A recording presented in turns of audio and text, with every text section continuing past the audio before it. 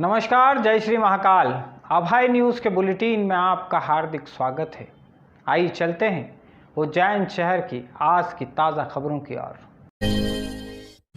Corona संक्रमण के मामलों में शुरुआत में मध्य प्रदेश के टॉप 3 शहरों में शुमार रहा हमारा उज्जैन अब एक्टिव मरीजों के मान से मध्य प्रदेश में 26वें क्रम पर पहुंच गया है।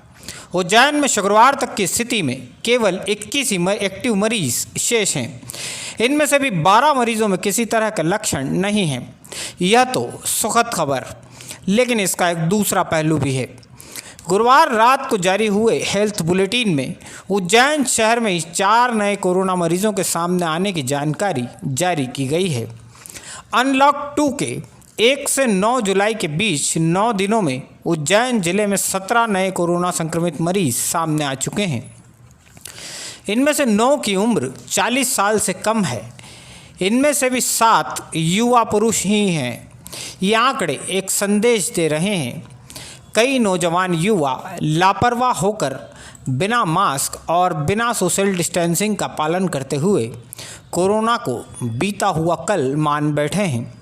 आंकड़े यह भी बता रहे हैं कि उज्जैन शहर में फ़िलहाल कोरोना वायरस मौजूद है और यह खुले बाज़ारों में लापरवाह से रहने वाले लोगों को अब भी अपना शिकार बना रहा है। गुरुवार रात जिन 4 लोगों की रिपोर्ट पॉजिटिव आई है, उनमें से एक ऑटो रिक्शा चालक, एक एफसीआई कर्मचारी, एक बख्शी बाजार के व्यापारी और एक महाकाल थाने के एएसआई हैं। ये चारों ही लोग सीधे पब्लिक कांटेक्ट में थे, यानी बाज़ार में रहते हुए ही कब ये कोरोना की चपेट में आ गए खुद इन्हें ही पता नहीं चला। यह सब जानकारी हम किसी तरह का पैनिक पैदा करने के लिए आपको नहीं दे रहे हैं। हम सेफ जोन में हैं, इसलिए घबराएं नहीं। लेकिन हम उज्जैन के नागरिकों को यह बात अच्छे से अपने दिमाग में बैठा लेना चाहिए कि हम कोरोना पर बहुत हद तक काबू कर सके हैं, लेकिन कोरोना पर फ़िलहाल जीत हासिल नहीं कर पाए हैं। अनलॉक हुए हमारे शहर में चंद फोकटिए टोपीबाजों ने पुतला जलाना, धरना देना, रैली निकालना जैसे काम भी चालू कर दिए हैं।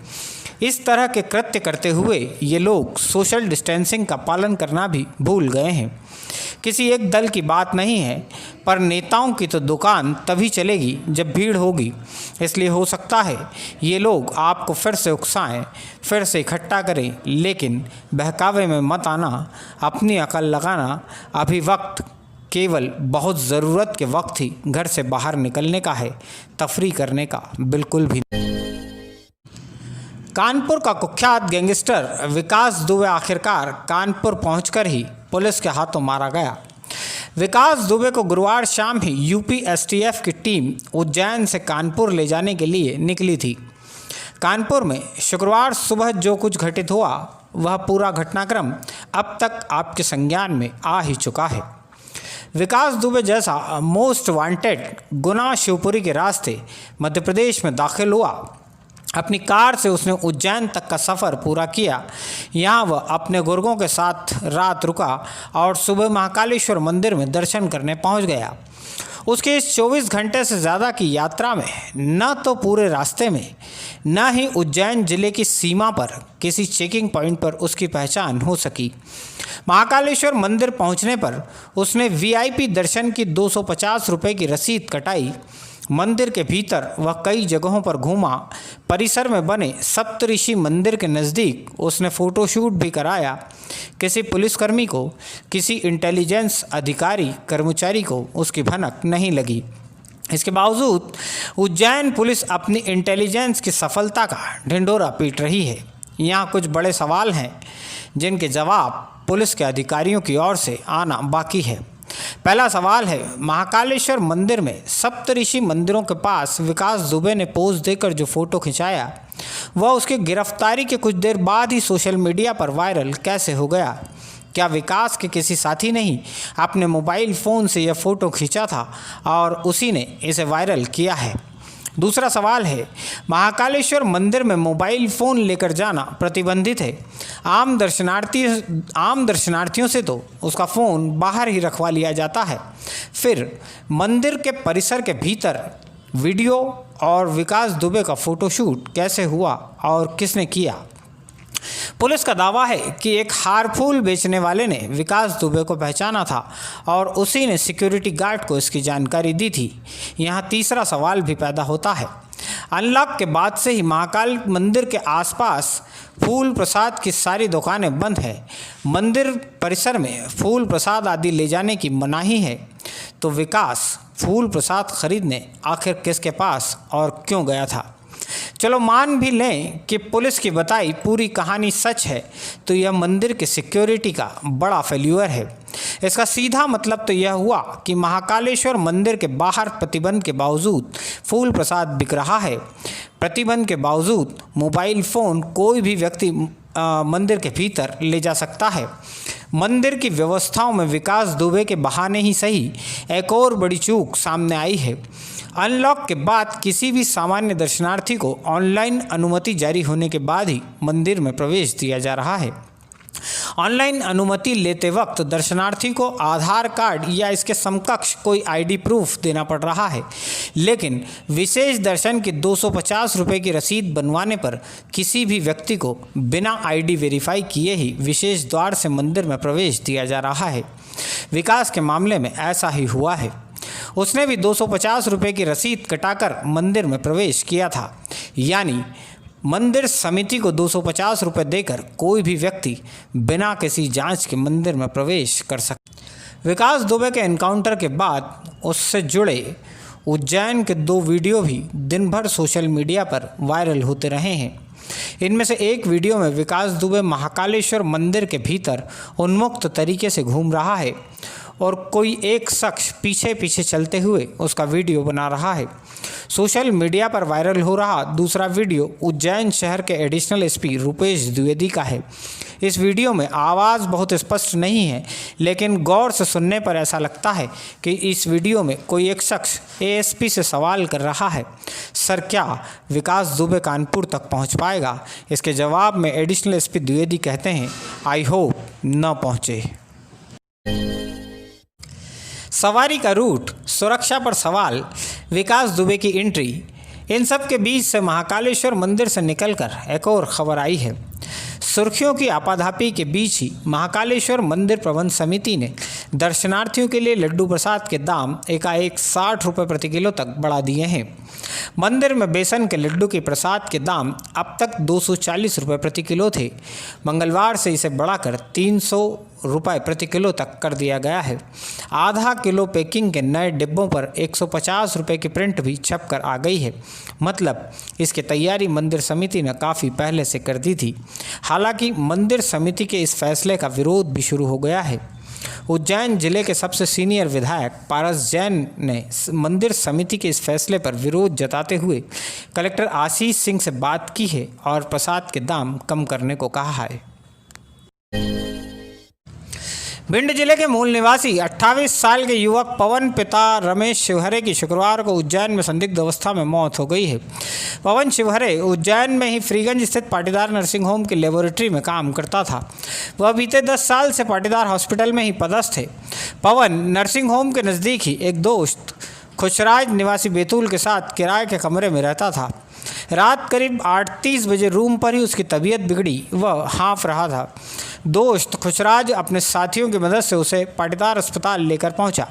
यहां इलाज के दौरान उसने दम तोड़ दिया। सुबह पवन शिवहरे के परिजन भी भिंड से उज्जैन पहुंच गए थे।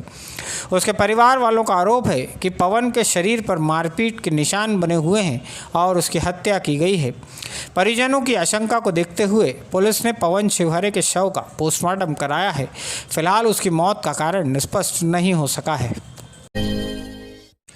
उज्जैन से तीर्थराज प्रयाग और चित्रकूट के बीच बहुत जल्द नई ट्रेन सेवा की शुरुआत होने जा रही है। रेलवे ने इंदौर से खजुराहो के बीच संचालित होने वाली साप्ताहिक ट्रेन का विस्तार कर दिया है। यह गाड़ी अब डॉक्टर अंबेडकर नगर यानी महू से प्रयागराज के बीच सप्ताह में 4 दिन संचालित होगी। रेलवे से मिली जानकारी के अनुसार वर्तमान में सभी नियमित गाड़ियों का परिचालन बंद है। जैसे ही नियमित रूप से गाड़ियों का परिचालन आरंभ होगा, इस ट्रेन के फेरे भी शुरू हो जाएंगे। इस ट्रेन का दोनों दिशाओं में इंदौर, फतेहाबाद, उज्जैन, संत हिरदाराम नगर, सांची, विदिशा, बीना, ललितपुर, टीकमगढ़, छतरपुर, खजुराहो, महोबा, बांदी, चित्रकूट धाम, करवी, मानिकपुर, शंकरगढ़ और नैनी स्टेशनों पर ठहराव रहेगा। उज्जैन के दूध विक्रेता संघ ने दूध के दाम शनिवार से 46 रुपये प्रति लीटर करने की घोषणा की है। लॉकडाउन के पहले शहर के डेयरियों पर दूध के दाम 50 रुपये प्रति लीटर तक थे। लॉकडाउन में इसे 40 रुपये प्रति लीटर तक कर दिया गया था। महाकालेश्वर मंदिर में गैंगस्टर विकास दुबे की एंट्री के बाद अब कांग्रेसी शनिवार सुबह 10:30 बजे मंदिर पहुंचकर शंखद्वार का शुद्धिकरण करेंगे। पूर्व मंत्री सज्जन सिंह वर्मा भी इस अवसर पर मौजूद रहेंगे। कैबिनेट मंत्री मोहन यादव शनिवार सुबह 10 बजे भोपाल से उज्जैन पहुंचकर स्थानीय कार्यक्रमों में भाग लेंगे। वे उज्जैन में अधिकारियों के साथ विकास कार्यों से संबंधित बैठक भी करेंगे। चिंतामण गणेश मंदिर के नजदीक रहने वाली 26 साल की महिला प्रेमाबाई पति कमल पांचाल की गुरुवार देर रात करंट की चपेट में आने से मौत हो गई। वह चलते कूलर में पानी भर रही थी। उज्जैन 7 लाख से ज़्यादा आबादी वाला हमारा शहर। यहाँ कई चेहरे ऐसे होंगे जिनकी प्रतिभा का लोहा देश के दिग्गजों ने माना होगा। खूबियाँ और हुनर यहाँ बिखरा पड़ा है। कहते हैं कोहिनूर भी तब तक बेशकीमती नहीं हुआ था जब तक कि उसे तराशा नहीं गया। ऐसे ही तराशे हुए हीरों की चमक से आपको रूबरू कराने वाले हमारे कार्यक्रम का नाम है फेस ऑफ द उज्जैन। इस खास कार्यक्रम में आज हम आपको उज्जैन की एक ऐसी बेटी से परिचित करा रहे हैं जिसकी प्रतिभा को गायन के क्षेत्र की दिग्गज हस्तियों ने भी सलाम किया है। उज्जैन का नाम देश के सैकड़ों मंच पर रोशन करने वाली इस बालिका का नाम है संध्या अग्रवाल। उज्जैन विकास प्राधिकरण में जनसंपर्क अधिकारी का दायित्व निभाते हुए श्री पवन अग्रवाल ने अपनी बेटिया संध्या की प्रतिभा को उसके बचपन से पहचाना और उसे लगातार गायन के क्षेत्र में नई ऊंचाइयां हासिल करने के लिए प्रेरित करते रहे। शायद यही वजह है कि महज 31 साल की उम्र में संध्या ने देश की इतनी स्पर्धाओं में भाग लिया और उन्हें जीता कि इनकी संख्या की गिनती तक करना अब उसने छोड़ दिया है। देश के ख्यात सम्मान लता अलंकरण से सम्मानित संध्या को विक्रम उत्सव में ख्यात पार्श्व गायिका अलका याग्निक भी सम्मानित कर चुकी हैं। स्वर्गीय मोहम्मद रफ़ी के पुत्र शाहिद रफ़ी के साथ संध्या अग्रवाल कई मंचों पर अपनी प्रस्तुति दे चुकी है। इंदौर के बास्केटबॉल कंपाउंड में सुरेश वाडकर के साथ भी उसने मंच साझा किया है। संध्या बताती है बचपन में गाना गाने में रुचि नहीं थी। SK हायर सेकेंडरी स्कूल में एक दिन टीचर ने मुझे गायन की स्पर्धा में भाग लेने के लिए प्रेरित किया। इसके बाद GDC, विक्रम यूनिवर्सिटी, जोन और इसके बाद कई प्रदेशों में हुई स्पर्धाएं, इनमें भाग लेने और जीतने का जो सिलसिला शुरू हुआ वह आज भी जारी है। म्यूज़िक में MA संध्या मालवा के शगुन भजनों पर PhD करना चाहती है। वह कहती है ज़िंदगी ने कभी अवसर दिया और ईश्वर की प्रेरणा रही तो कोमा के मरीजों के लिए म्यूज़िक की ऐसी कोई थेरेपी पर काम करना चाहती हूँ जो मरणासन्न मरीजों में नई जान डाल सके। संध्या अग्रवाल बताती हैं सारेगामा कार्यक्रम में प्रतिस्पर्धी बच्चों को गाइड करने वाले श्री धनंजय भट्ट और उज्जैन निवासी श्री उमेश भट्ट ने मुझे गायन के क्षेत्र में कई बारीकियों से अवगत कराया है। संगीत भी सेवा का एक बेहतर माध्यम बन सकता है। बस ऐसा कुछ करना चाहती हूँ जिससे माता पिता का नाम रोशन कर सकूँ।